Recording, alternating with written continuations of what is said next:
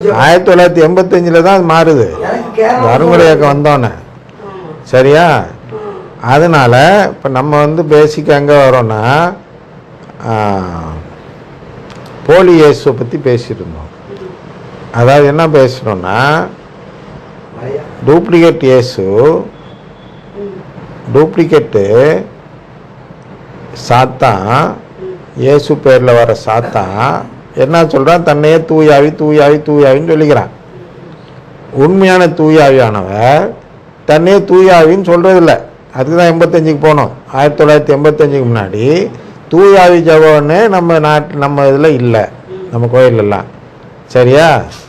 ஏதோ 1-2 பாட்டு இருக்கும், அவ்வளோதான்.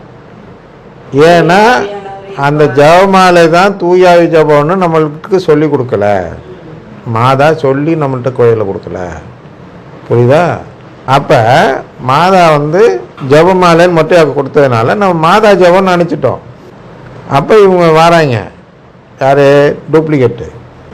ஏன் வரான்?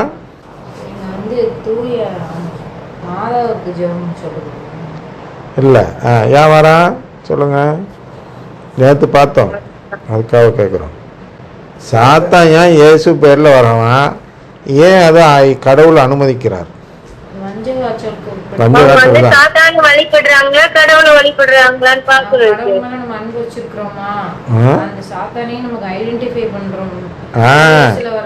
சாத்தானை நம்ம கண்டுபிடிக்கணும். நேற்று பார்த்தோமா இல்லையா? நம்ம என்ன கண்டுபிடிக்கணும்? இயேசுவை கண்டுபிடிக்கணும். சாத்தானை கண்டுபிடிக்க வந்து அடுத்த சோதனை. இப்போ வந்து நம்ம என்ன செய்யணும்னா, இயேசுவை கண்டுபிடிக்கணும். இயேசு எப்படி கண்டுபிடிக்கிறது?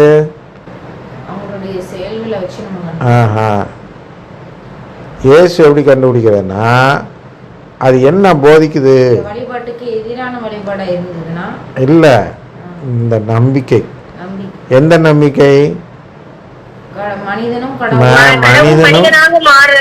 மனிதனும் கடவுளாக மாறலாம் அப்படிங்கிற அந்த நம்பிக்கை யார் போதிக்கிறார்? எந்த ஆவி போதிக்குது? எந்த ஆவி போதிக்குதுன்னு பார்க்கணும். அப்போ எந்த ஆவி வந்து அது போதிக்கலையோ அதுதான் டூப்ளிகேட் கணவன், டூப்ளிகேட் கடவுள், டூப்ளிகேட் இயேசு, போலி இயேசு. அது அருங்கொடையில் போய் பார்த்தீங்கன்னா அங்கே இந்த தத்துவத்தையே சொல்ல மாட்டாங்க, இந்த நம்பிக்கை பற்றியே பேச மாட்டாங்க. எந்த நம்பிக்கை? மனிதன் கடவுளாக மாறலாம், அப்படி கடவுளாக மாறுறது தான் மீட்பு அப்படின்னு சொல்லாமல் அவங்க என்ன சொல்லுவாங்க? மார்ட்டின் லூத்தர் நம்பிக்கை சொல்லுவாங்க. பாவம் செய்யாத, பாவம் செஞ்சின்னா தண்டனை, இயேசுவின் பேரில் ஜெபம் சொன்னீங்கன்னா தண்டனையிலேருந்து விலக்கு கிடைக்கும். இதை சொல்லி கொடுக்குறது வந்து அருங்குடை இயக்கம், அந்த டூப்ளிகேட் ஆவி.